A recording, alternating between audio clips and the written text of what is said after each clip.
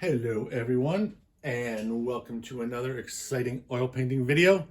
This is your humble host John, and this is a Monday, October 28th. I apologize for being a day late, but I had a show this past weekend, Saturday and Sunday, at one of our local high schools. I haven't done it before, so I wanted to give it a try, and it actually turned out pretty well. Saturday I didn't make a lot in sales, and then Sunday made up for it, so it was pretty nice. Anyways, I've got 3 more shows, so my schedule's going to be off by a day or two here or there for my videos, but I'm going to try and get them as close to the normal Sunday that you're used to. And my last show is December 1st. That's a Sunday. So after that, I'm good until probably March about being right on the money with our videos. So, if you recall the last exciting episode, we were using Gessobord. Ooh, the good stuff, right? Actually, let me show you what I'm talking about here. This is the good stuff. See if you can see this. There we go. This is the 16 by 20 I'm using. The #1 painting panel for oils and acrylics, they say. Archivist Seal Museum Series panel. Awesome stuff. And the beauty part is, if you get the 1/8" panel like I got here, and let me grab a different one. This is an 8 by 10, but same stuff. And you can see it's an 1/8 of an inch. Okay, so the reason I brought that up, the 1/8 of an inch is extremely affordable. Okay, it's not that bad. Please excuse my bird. I usually take the Mondays after shows off so I can catch up on stuff like my videos and putting my trailer away and stuff like that. So when the bird doesn't have mommy home and she's at work, he has a tendency to lose his damn mind. If it gets too bad when I edit the video, I'll just do a voiceover to get rid of the crazy parrot. But I'll give it a try and see how he does. But anyways, is this the only painting panel or painting service I'm ever going to use? No. Is it one of my favorites? It's actually one of my top 2 favorites. I love the Gessobord. And I also love the Centurion. I think it's a 0.67 inch cradle of the stretched oil primed linen from Jerry's Artorama. So I like both a lot. I may interchange as life goes on. I don't know, depending on the mood I'm in. But as I was saying, if you get the cradled panels for Gessobord, they become very expensive. But the flat panels are extremely reasonable. What's nice about them is you can put them in a standard frame, 16 by 20 photo frame, take out the glass, or you can hang them on the wall as is, and you get that nice little sleek, modern look. So it's up to you, whatever you want. But we will go with Viridian and Payne's Gray. I bet you didn't know that was coming, did you? You didn't know that was coming. I fooled you every time. I knew it. Okay. So, we got our horizon line in. And what are we going to do today? Well, I don't know. I'm in a good mood. Had a good show. A little tired, not bad. Took care of my trailer and everything else this morning, so I'm kind of ready to go. Some trees over here. I love trees. I love trees. There we go. Put that there. What I think I'm going to do, I'm just going to make a little one, a little mountain. That's not even a mountain, it's a damn little hill. It's a little thing right here. I'm going to put some trees behind it. That's all I'm going to do. I don't feel like any big mountains today for some reason. Yeah, just do that. What I might do is bring it down a little further.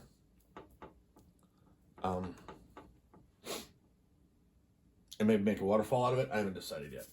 Some trees in the back as promised. I don't know. Something like that.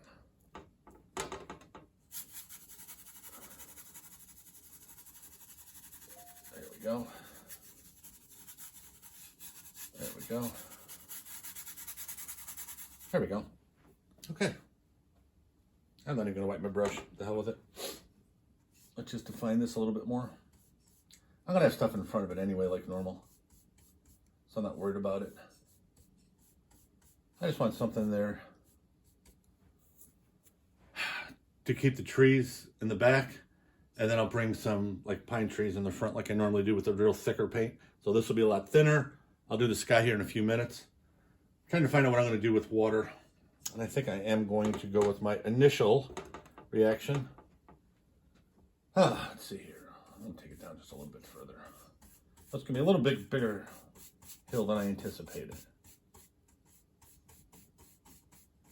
Make a little flat top area here. There we go. Okay. Now I got to wipe off the brush. Hope everybody had a really good weekend. Like I said, I did. Shows are a lot of work, but they're a lot of fun. I really enjoy them. The indoor shows are cool because you're climate controlled, indoor restrooms, the whole 9 yards. You don't have to worry about the wind and all that other stuff. The drawback to them is the amount of people that show up. You know, you get a real good producer for an outdoor show. You can have 5,000 to 6,000 people show up. Where indoor shows usually you don't have, 1,500, 2,000 at the most out of the 2 days if you're lucky. We had a pretty good crowd on Saturday, and I didn't sell shit. Sunday, however, we had half the crowd, but they were buyers. It was really good. It's amazing how it works too. Sometimes they are, sometimes they're not. It's amazing. Okay. I think I'm going to bring foliage down to there. And then go like this. I'm going to have a waterfall coming out of there. I'm in the mood for a waterfall. What else is new? I'm always in the mood for a damn waterfall. I love waterfalls. Actually, I'm just going to go this way more. I'm going to keep the perspective a little bit more. There we go. Now let me fill this in.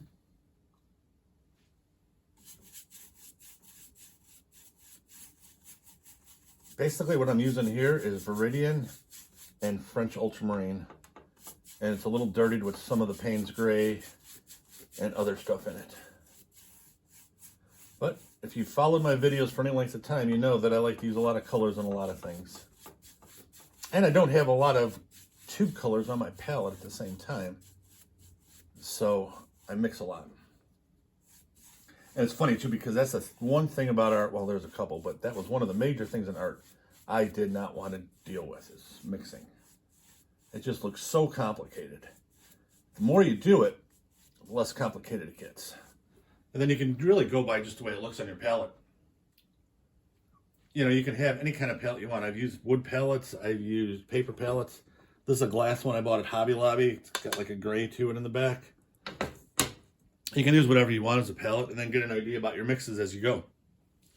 So that's what I do. Anything is good. Just whatever you like. There we go. Now I'm going to add white to this just to opaque it, get it smoother, and then I'll reintroduce colors as we go. Now, one of the things that I know I've mentioned before, but I'll mention again, opacity of color and what it does on your canvas, okay? So, let's just do this very rudimentary. Opacity is just a color. Is it opaque or not? So, you're gonna find it on the tube, if it is or not. You got opaque, semi-opaque, transparent, semi-transparent, like that, okay? And basically, opacity, the more that's opaque, the more it covers. So, titanium white is highly opaque. And you can mix it with pretty much anything. Okay, the Viridian and stuff isn't. Plus, I use a lot of medium. And that's why you can almost see a little bit through it. Okay? And the reason why I wanted to put the white in here now, you can still see because I blended it in, not harshly, but firm, I guess. Okay, with the colors underneath it. You still have that blue-green look to it. It's just a little bit lighter. But it's smooth now, it's opaque, and you can't see the wood underneath. So basically what you want to do is, as you're painting, you want to look at what your colors are and what you want opaque and what you don't. So I'll give you a rule of thumb in oil painting, and this is my preference. There's a million different ways you can do it. It's art. It's all subjective. Every artist does it their way. So I'm going to show you my way. Well, tell you my way because you've been seeing it. I like everything to be opaque with thick, juicy oil color. Okay? I was always against thick paint when I first started, and for many years. It was too hard to control. It was a pain in the ass. It was whatever you want to call it. When I first started using thick paint, it looked bad, but I stuck with it because, I don't know, I saw potential, I guess. Now I absolutely love it. It's just the way I always envisioned my oil paintings to be. So it's the thickness and the juiciness and the opaqueness and the bright colors. And you've seen them in the way my paintings are. For me, that's what I was looking for. Some people love my art, some hate it. You know, art is subjective, so that part is fine. But you got to really enjoy what you're doing and say to yourself when it's done, okay, I like that. Not that it's perfect. It'll never be perfect. Nobody's art ever is. But you wanted to at least go, oh, okay, I can deal with that. That looks nice. That type of thing. Okay, so I'm not going to make this a very rapidly moving little river, even though I'm going to have a waterfall. That's why I'm blending the shit out of it. You see, I've been painstakingly going back and forth to get my water smooth. I've got the color I want now. Okay, got the blues and the greens in there. So what I'm going to do is I'm going to add white to this mess, because you can see, just like I was telling you, you can see the board behind it and the streaks. Here, you can't. There, it's just smooth as a baby's tush. This is not. So now I'm going to add some white to this to opaque it. And then I'm going to add brown and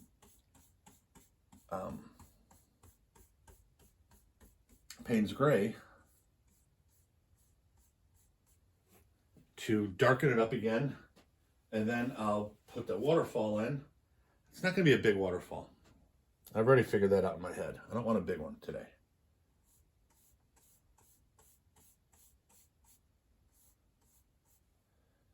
Just something like a nice, I don't know about a lonely waterfall, but just a little waterfall that's,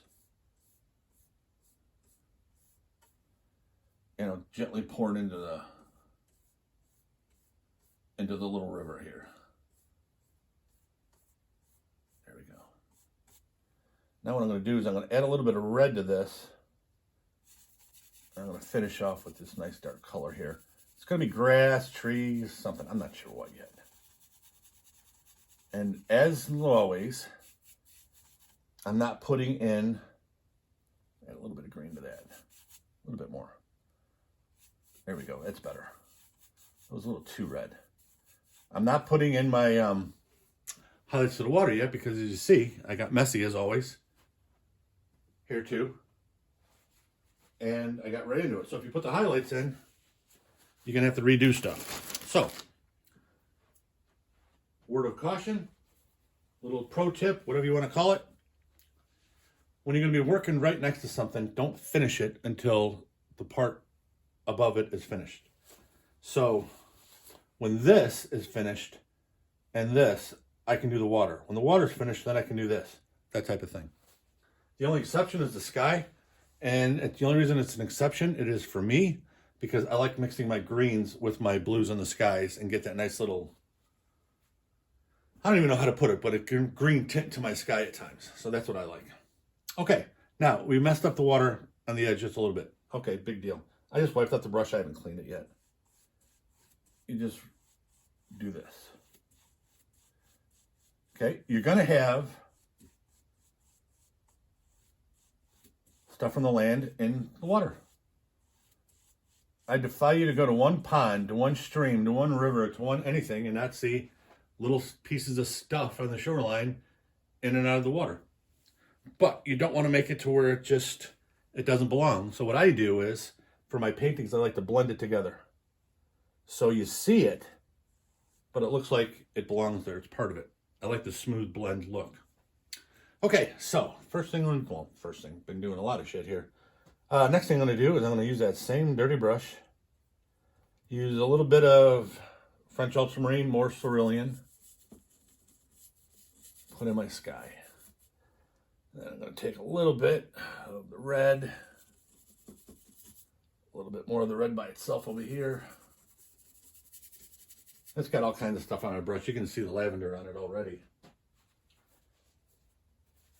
One of the things that I enjoy about a limited palette is I really don't worry now about getting colors into other colors because they blend, they mix, and they just look really well suited next to each other, put next to each other in a landscape. So that's what I do now. I leave it alone. Okay, now I'm going to take white. Oh yeah, look at that blue. I mean, that's not a tube blue. That's just accidental, awesome stuff you get from having a dirty brush that you take the thick paint off of. And look at that. Yeah, I'm not trying to say, oh my God, John, you're the best damn artist ever. It's just one of the things, oh God, I hate that I say one of these things all the time. One of many things, go there, about being a landscape painter is if you do it, forgive me, I don't want to say right, but if you have kind of like a nice plan, a nice strategy as you're kind of putting stuff up, you're more susceptible to having good things like this happen, where it's like, oh, wow, I didn't expect that, but I like it, so I'm keeping it. You know, that type of thing. And like I said, I hesitate to use the term right or correct because it's painting. You know, everybody has their own version of what's correct. This is mine. And, you know, when I'm teaching you this stuff in my videos, I don't expect you to follow what I do exactly. What I'm trying to do is give you a nice base to go off of. Okay? I want to give you, you know, I'm trying to give you a starting point. Okay? So you can start to paint, not worry about it taking 10 years to complete a painting and takes 4 hours to clean up and 3 hours to set up and oils and everything else, because so many years people talk about how complicated oils are and they're this, that, and the other thing. So I want to give you a starting point and a way of doing something that's fun and easy. And to be quite honest with you, the only time I don't listen to music when I am painting is when I'm doing videos, because I'm talking instead of listening to Jimmy Buffett or the magic of ABBA or, you know, some of my 70s music, like, you know, the band Boston or the band War or, you know, whatever. You know, I was listening to Lowrider this morning. You know, I love that. It's my era from the 70s. But that's the only time I don't listen to music when I'm painting is when I'm painting with you guys. So you got to have fun with it too. You got to enjoy what you're doing. And you got to just look for the stuff that you didn't plan that comes out great. I'll give you another one right now that I absolutely love. Now this thick paint is going to be pushed down. But look how white that is compared to these. It got light, darker here and lighter. I didn't do that on purpose. It just kind of happened with what was on the brush. So I'm going to go with it. I'm going to keep this a little darker on this side. I'm going to keep that a little lighter on that side. And I'm just going to go with it. Okay, so the sky is about as ugly as you can get right now. We're going to blend it, and then it'll look nice. And that's because you got horizontal, vertical, you got all kinds of marks. So let's just take the brush, crisscross strokes. Obviously, I'm going a lot faster than you will because I've been doing it for 25 years now, I think. I kept saying 20, and then there was a couple people at the art show I was at this weekend asked me. And then when I really thought about it, it's like, damn, it's been 25 years since I've been painting. It's like, wow. I haven't been professional selling them that long, but it's a long time painting. And then for a minute, I thought to myself, damn, John, you're getting old. Then I look at my analytics from YouTube, and I see, again, that 100% of my viewers over the last 28 days are 65 and older, and I'm like, okay, I'm not as old. You guys are old, and you're watching my videos, so thank you. 60s is old. God, better not be. I'm going to be there sooner than later. My pop just turned 82 in October, earlier this month. And mom is 79. Oh, that didn't go well. It's amazing, too, because when I listen to some of that 70s music, I actually remember where I was and growing up in the city of Chicago, and it's amazing how quick time goes. It's amazing. Sometimes it's good, sometimes it's bad, but I love life, so I don't really like it going that fast, but can't stop it. You just have to enjoy it. Okay, now, for a minute, when I first put the sky in, I was going to make and put some clouds in. There is no way in hell I'm going to mess this up. And I'll show you why. Okay, so let me see what it looks like in the video. See, that's just it. I love it. Okay, so I'm going to redefine these trees like I always do. So they're going to be in some of these gaps. But look at the different colors and hues and values in here. You got these reds and lavenders. This almost looks like a gray or black, and because there was some of it on the brush still. I haven't cleaned the brush yet, and this is how much we've done. So I'm just going to leave it alone. I'm going to put in my tree. It's going to keep darker here, lighter over there. And then once I get that tree line in, then we'll go from there. So let's go with this.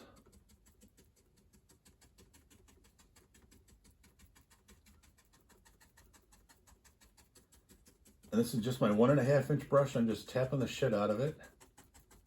Just make it look like bushy background trees. And I'm going to keep it darker over here.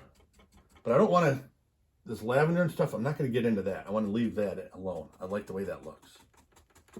Okay, and I'm going to wipe my brush, but I'm not going to clean it. And I'm going to get out of the dark. Most of this is a little bit of Viridian with more Payne's gray. And I'm going to go a lot more Viridian to keep it a little lighter.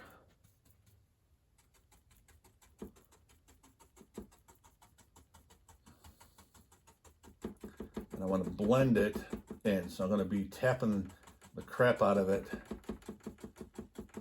and making a pretty thick forest.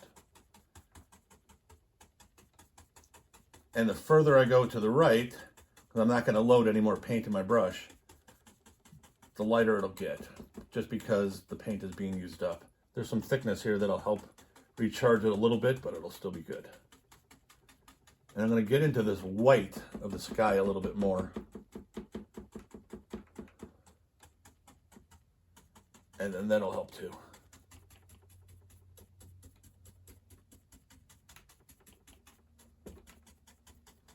Hold that a little bit.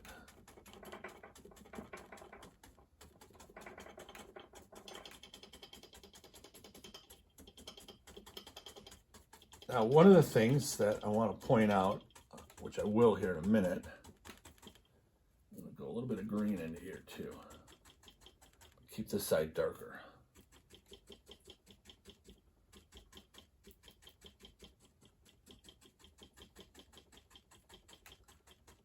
There we go.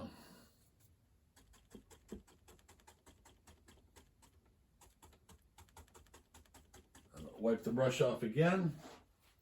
If I haven't told you before with all the videos we've done together, I'm going to reiterate it. You go through a ton of paper towels. So make sure you keep a bunch of the cheapest paper towels you can find and keep them handy because you go through a lot of them. Okay, now I just wiped off my brush. I still got, colors on it and stuff, but there's no actual thick paint. Mostly it's stained right now. So I want to go over this again just to blend it in more. I don't want really hard, thick lines right now, okay? Because this is background. Remember, we're going to have these rocks in front of it, and we're also going to have some pine trees in front with the real thick paint. So this I want kind of pressed into the wood and faint, but visible. Because we're going to cover some of this up with the big pine trees, but we're not going to cover it all up. Not going to cover it all up.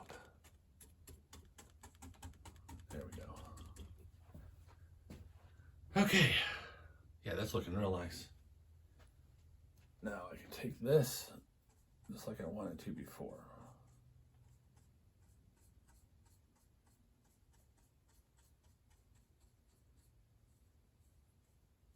There we go.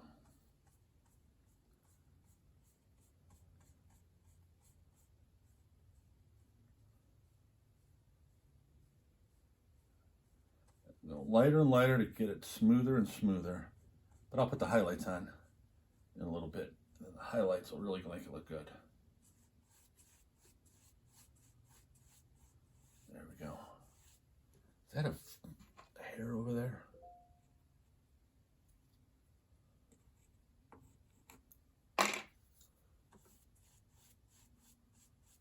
One of the things too, the more you paint, the more you're going to be kind of, without even thinking about it, your eye is going to be trained to see hairs, stray hairs that fall off your brush.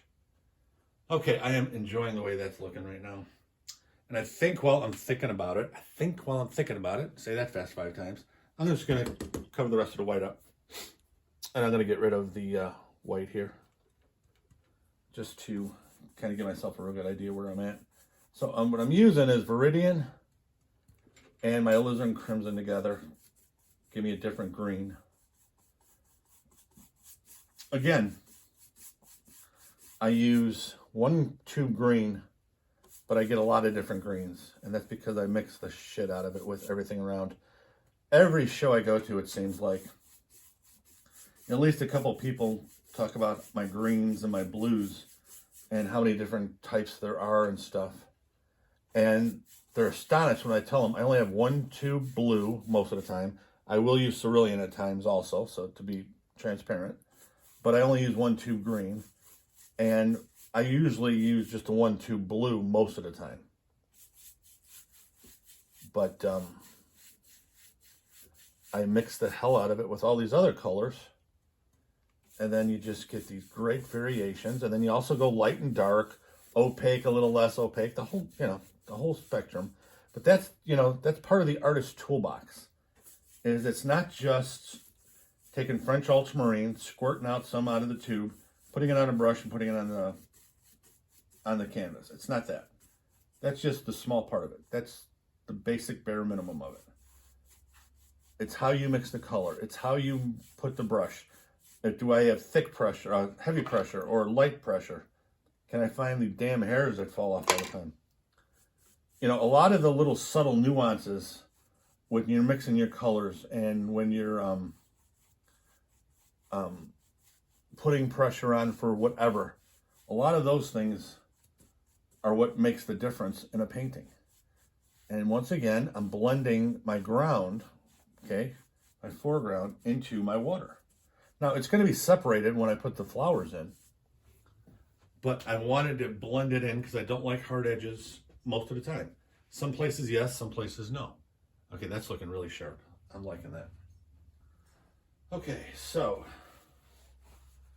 wipe off the brush. I don't know if I told you this. If I haven't, I apologize. Whenever you are getting ready to clean your brush with your brush cleaner, make sure you wipe off the excess as much as you can with the paper towel. You don't have to, but it'll save a lot of money over years of using your brush cleaner, because it's not going to be as contaminated. If you take the thicker paint off your brush and put it on a paper towel, it won't contaminate your solution, whatever you're using, Bristle Magic or mineral spirits or whatever you want to use. It'll just make it a lot better for preserving it. It'll last longer each time you use it. So I got in the habit years ago just to make sure all my thick paint comes off on a paper towel. And if you've seen, I use a lot of thick paint. And then when you wash it, it's going to wash quicker, and then you're not going to pollute your solution as quickly, and then you can use a lot more of it. So there's my brush now clean. Okay, so what are we going to do now? I promised you a waterfall, and that's what we're going to do. But I also said it's probably not going to be a big one. So what I'm going to do, let's just use a little one, little waterfall. So here's our land. So there's our water. So I'm going to go just this size. just a little waterfall right here. And it's going to go actually sticking. It's going to go from the top. Yeah, what the hell? Let's make it from the top. So real thick paint. And we're just going to go right here. Real thick paint. Barely touching it.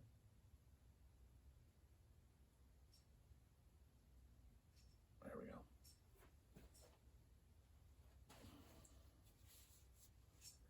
Wipe that off. I don't know if I'm going to use this brush again. So clean it with the solution. And that's another little tip that I got for you. If you know you're going to use the brush again, especially in a landscape, you probably don't have to clean it right away, because you're going to be using the same muddied colors as you go to get your nice nuances and color and things. If you're not sure if you're going to use it again, or you know you're not, then clean it. That way you won't forget. And you won't have to, worry about, oh, my brush is going to look like crap, or whatever the case may be. It's nothing imperative that's going to make you a professional or not. It just helps. Now, this isn't a very big waterfall, so I'm not going to have these crazy waves other than here. I'm going to use a palette knife for the rest. Okay. Uh-oh. There goes the bird again. There he goes. My wife loves that damn bird. I will admit, he does have a personality. There we go. Okay, so I like that. Ready? Let me find my palette knife here. I lost my palette knife.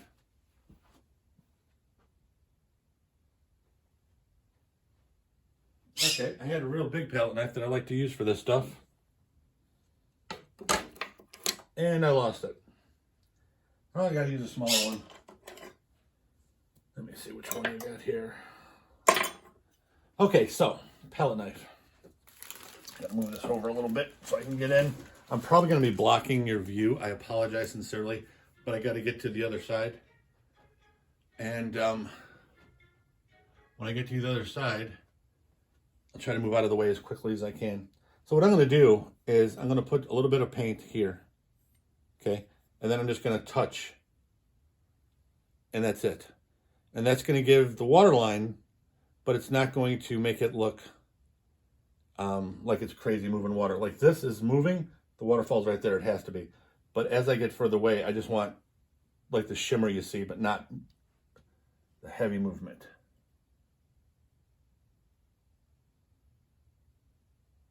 See, I'm just touching.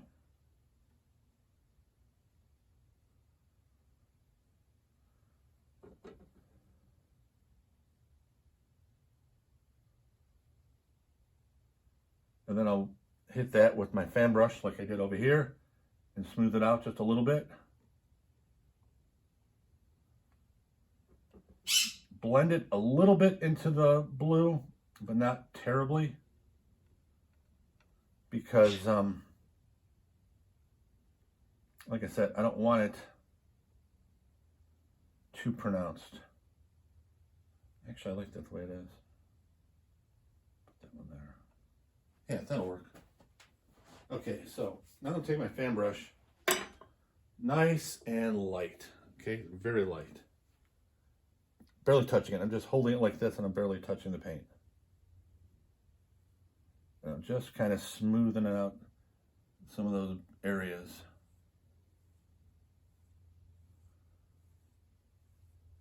There we go.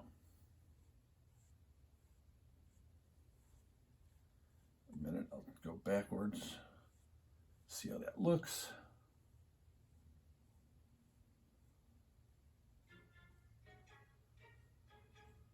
That's my work phone text. Sorry about that. Yep, I like that. That looks good.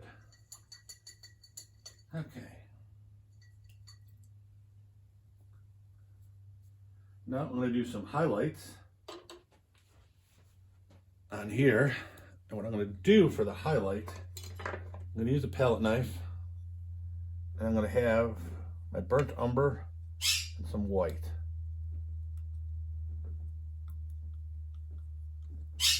I don't want these highlights to be stark white, but obviously they need to be lighter.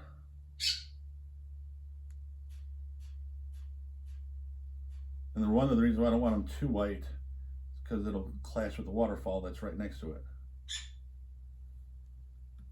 And that would be bad.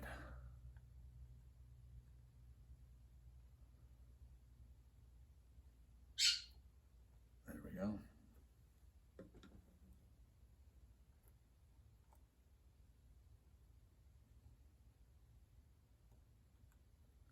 I'm also going to put some trees in front of it too, so I'm not going to go all the way down everywhere.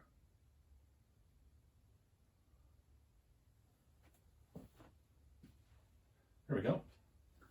Okay, now the next thing I'm going to do, I'm just going to take the knife. There's no paint on it. I'm just going to take some areas here. And I'm going to do these vertical strokes. What I'm doing is I'm trying to see where some shadows are with the lights. And I'm just trying to give it a little bit of life. That's all. Wipe it off here and there. I apologize for the way I explained it. I know I probably didn't explain it well, but I just want to give it a little bit of seeing where stuff is.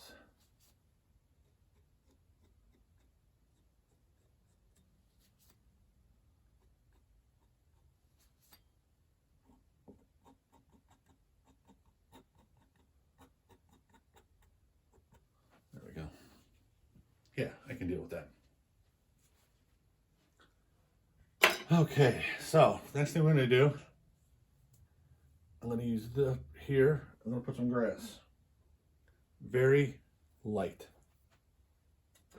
Okay, and I'm going to use my red, which is Alizarin Crimson, with my Viridian.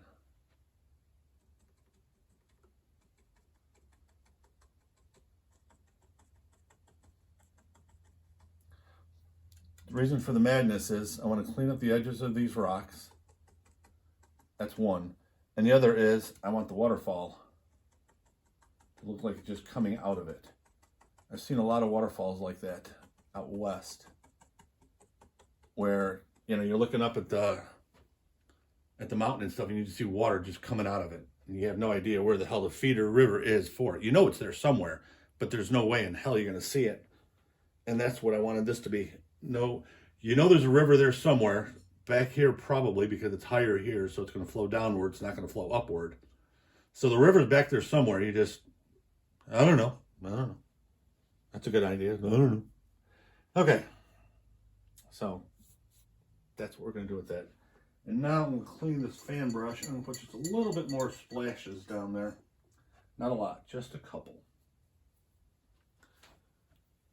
What I'm doing is probably irrelevant, but to my eye, I need it. And my eye is right once in a while, and it's not right once in a while. I know that sounds stupid, but I apologize. Every once in a while, you just get this little feeling, I need a little bit something else. Okay. Like I said, that little nuance probably means nothing, but it saves me from stressing over it. Okay, so next thing I'm going to do, I'm going to use, for the first time in a while, my Cadmium Yellow Light Hue. I like to say that, hue.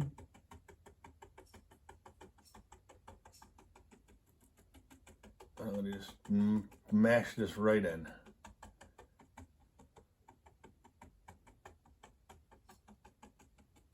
And I'm going to get it into my water a little bit, and I did exactly what I told you not to do.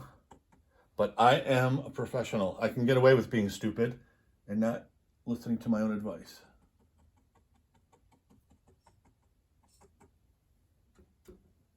Dumbass. It's funny too, because I went out of my way to make sure I tell you not to do it, and I did the same stupid thing. Ugh. There we go. Ha! I didn't get any in. Look out. I would like to say, you see how professional I am and how awesome and skilled I am with the brush. I didn't put any in the water. I got lucky. That's a bunch of bullshit. I got lucky.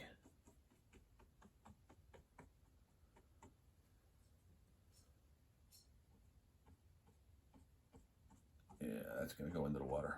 That's fine. That's fine. I expected it to the first time.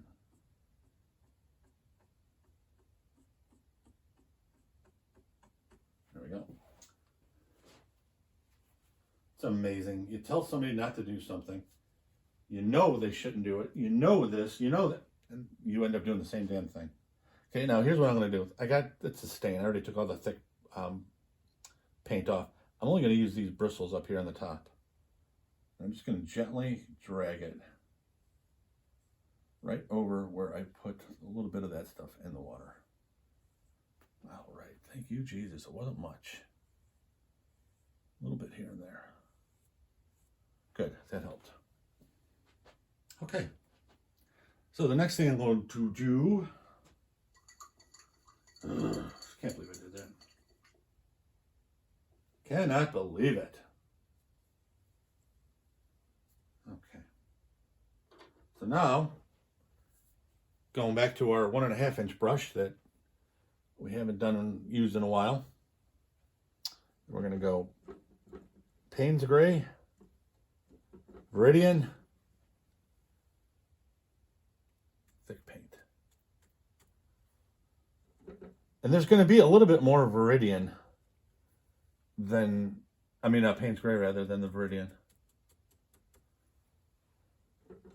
Like I told you before, the Payne's Gray is like a very dark blue. So when I hit it with the Cad Yellow Light, it's really going to bring in the yellows. What I want to do is I want to put these pines in, but as you can see, I don't want to cover my background. I like the way that background looks. So I'm going to keep a lot of exposure in those trees.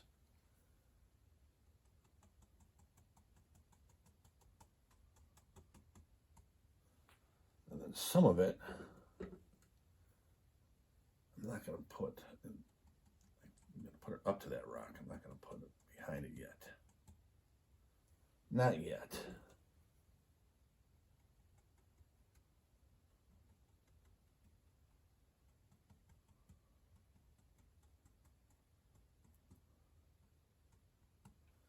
There we go. Ooh, that's looking good. That's looking good. Now, add a little bit of blue to that mix. I'm going to go in the front.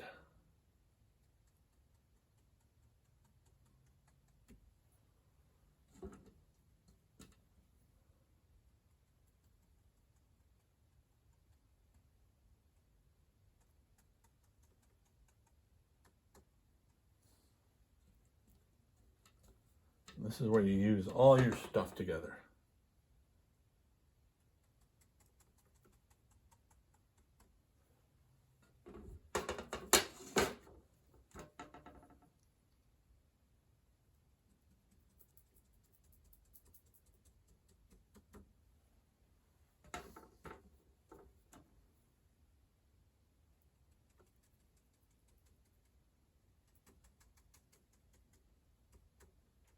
There we go.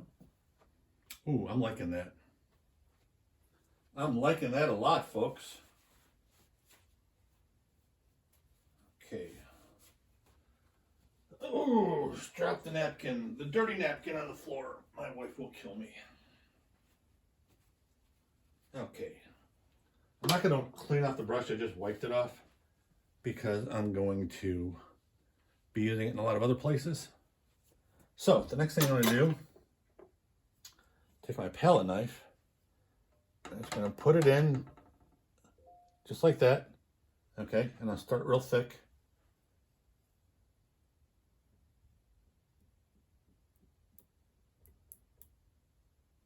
Scrape a little of that off. Okay, now I'm just tapping, okay? Touching and letting the paint and the wood take what it wants. And I'm getting, and I'll show you here shortly, this technique gives it a really nice tree effect. I'm making sure I'm going flat, okay? Not at an angle, straight flat. So there we go. Way too much paint there, but that's okay. Take some of that.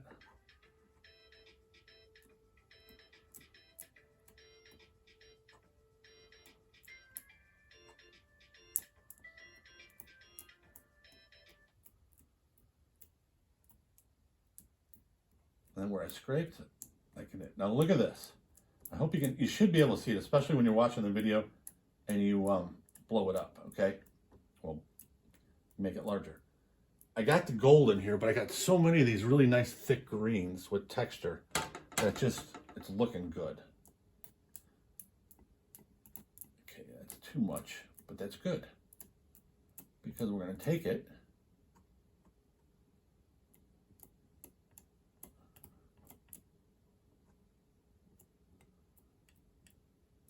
and now we'll go back over it.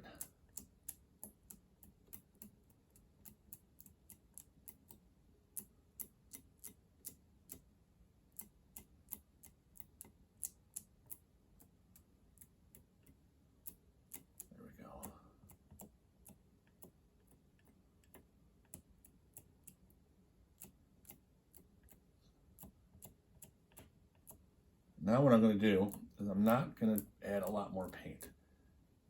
Over here I want to faint it, remember? I'm going to take the paint that I have here and I'm going to use that on this side. I want those darker. I want those to look like they're receding.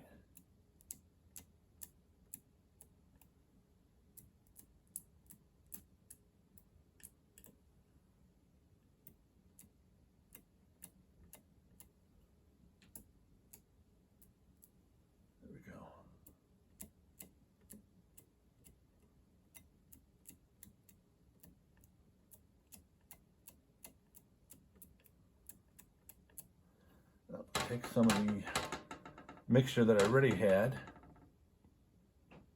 That's going to be it for everything over here now.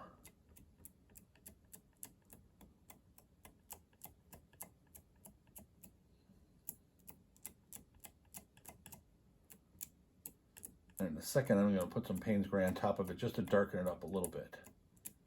But it didn't have enough before. A little bit of Payne's Gray. There we go. Oh, I love Payne's Gray. It's such a good color. There we go. There we go. Brighter to darker.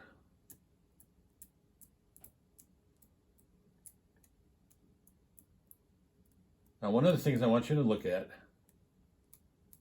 as soon as I'm done fiddling,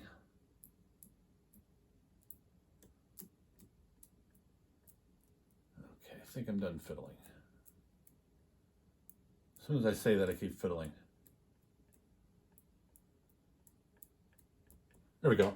Okay, so I'll wipe my knife off, and then I want you to see how we did this, okay? Obviously, we can see a ton of the forest behind it. Some low, a lot of it high. That's a good thing. Now we've got our nice green, but it's a darker green over here. A lot more of the Payne's Gray showing through. Over here, it's a lot more colored.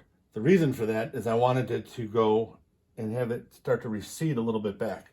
So they're going to be darker colors, less vibrant, less detail as you go back. That is how perspective works, my friends. It's one of the ways it works. Anyways, excuse me. We got that done. Now, as I promised, we're going to use our big 1.5 inch brush again. And we're going to define where we are.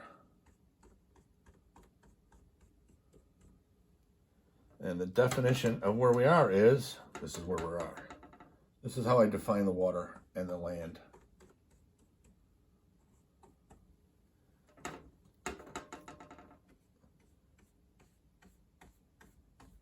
And there is no rhyme or reason to this.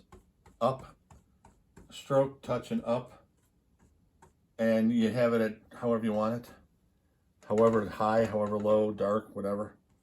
It's just going to be a base for what the flowers are going to be on. The bottom here towards the front, I like to make it a little bit higher.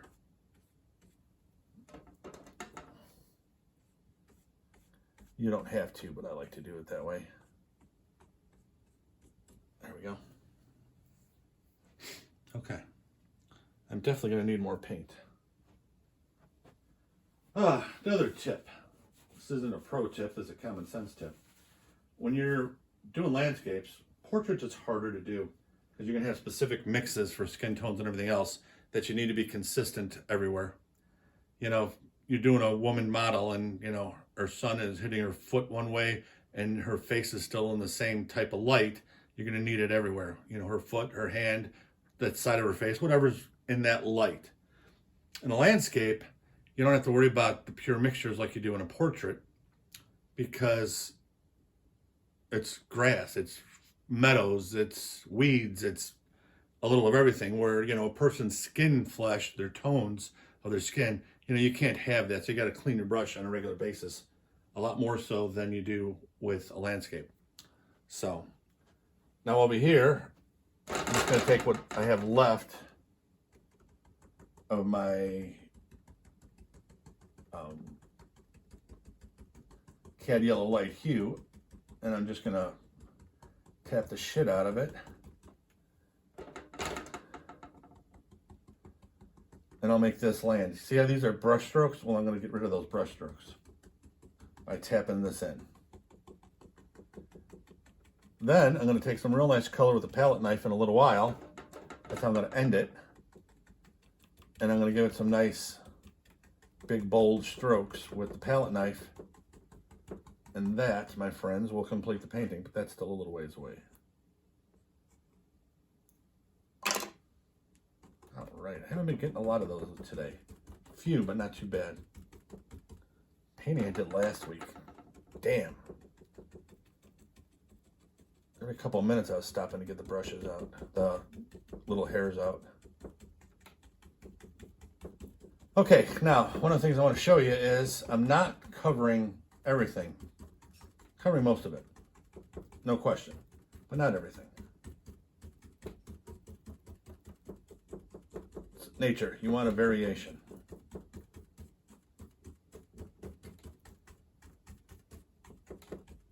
Okay, I'm probably going to end up covering it eventually, but right now, I'm leaving it alone. Okay, but it's looking good. Yeah, I like that. I likey that. Okay, so now we're going to go with our paintbrush. Paintbrush. I just did that. We're going to go with our palette knife. And we're going to put in some flowers. Use the same type of technique that we did for our trees. Except these are flowers.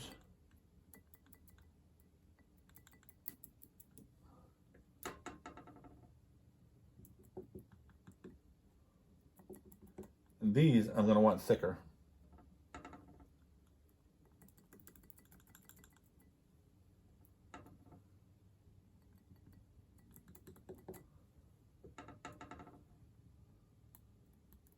You can see just how thick I'm getting in places.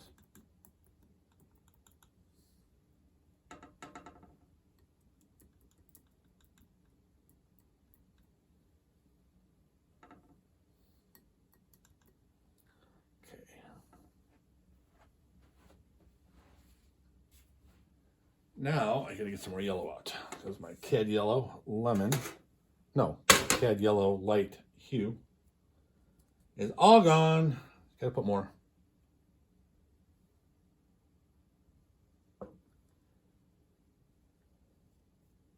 One of the things you'll find if you really get into landscapes is you go through, white is a no-brainer in painting, whether it's oils or acrylics, you go through a lot of white.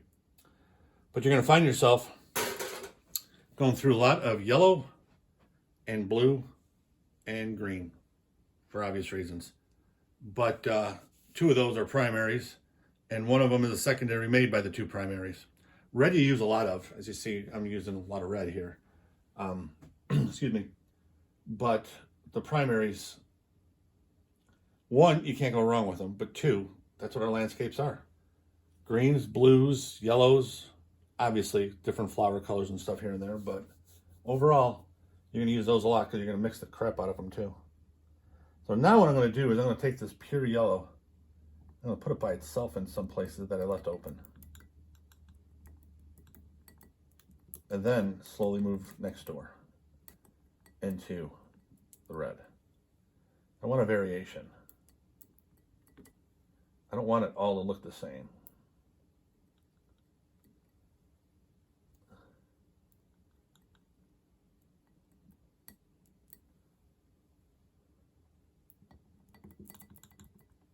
There we go.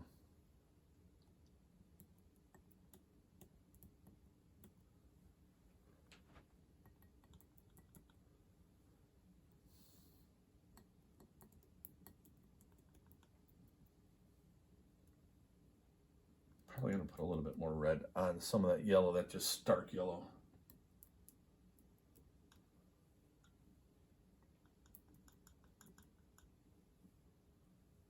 I love yellow, especially this cad yellow, but I don't like it where it's overbearing. Here I mix the shit out of it to tone it down a bit because it is a strong color. And I don't like having it totally unchecked.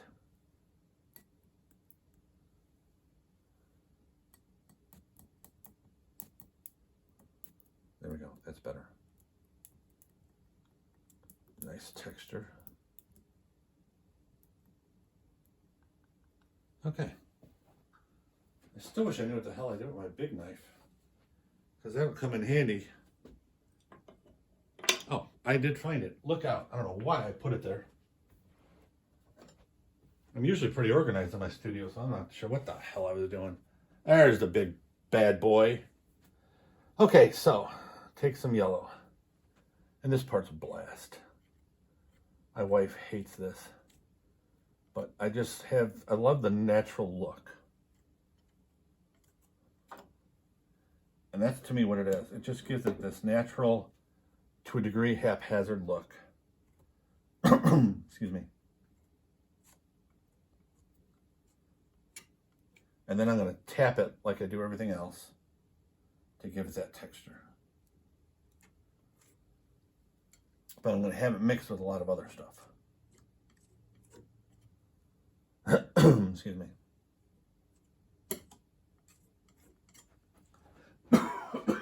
Damn, tickle in my throat. Doing this painting, I got to get a drink of water. A little bit of red in here because we got red in there.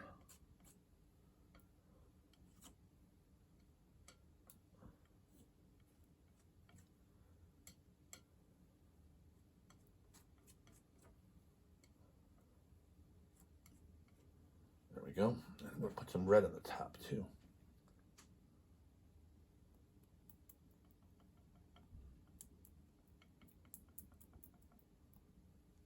I want to make sure that when I do stuff like this, I put it in more than one place. Okay, now I'm going to put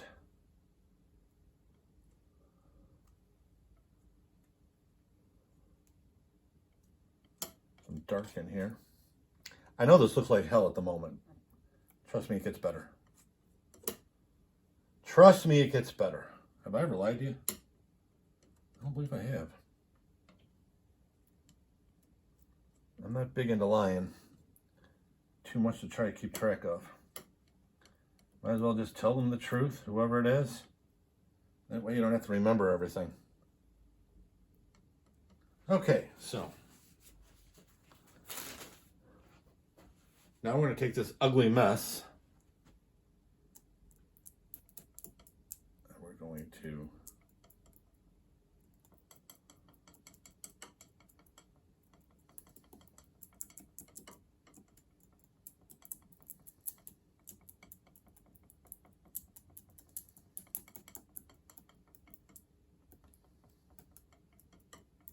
And all I'm doing is touching. I'm using probably 3/4 of the blade.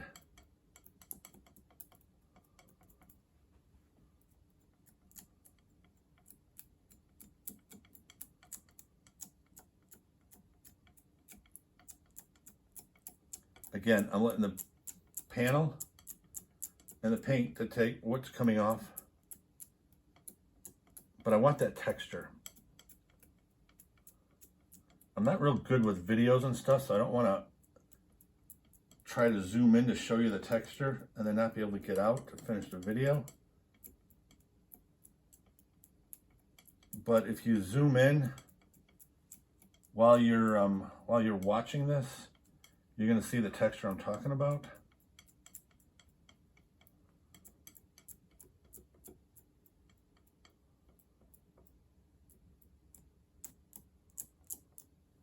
Here.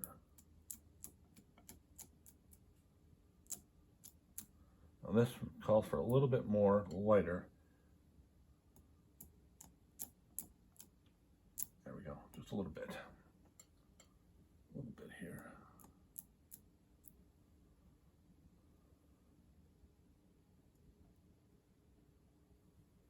I'm just dabbling reds in here.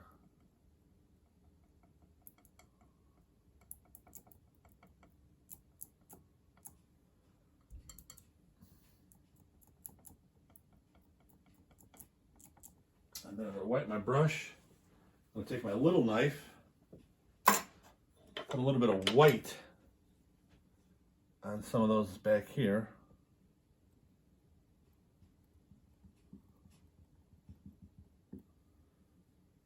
And then a little bit of red on top of it. And that ought to look really nice. And then that can pretty much call it a day. Okay. A little bit more red now, just to go with that white.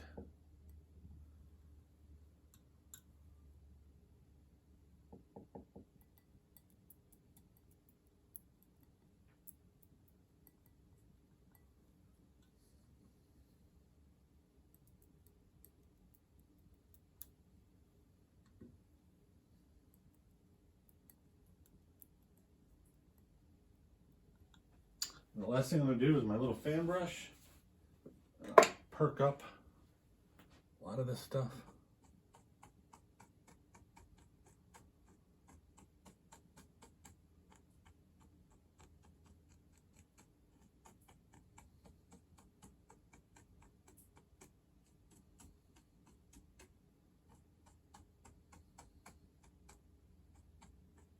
There we go.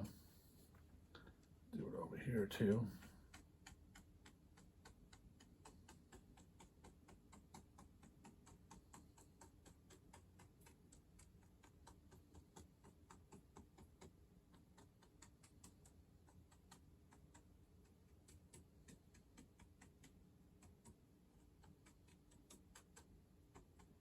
And this, I'm just randomly just picking places to put little grass that's just going upward. What I'm doing is I'm not getting rid of any of the colors, and I'm keeping the majority of the texture. I'm just lifting up in some areas to give it that grassy look. That's all. Okay, a little bit here.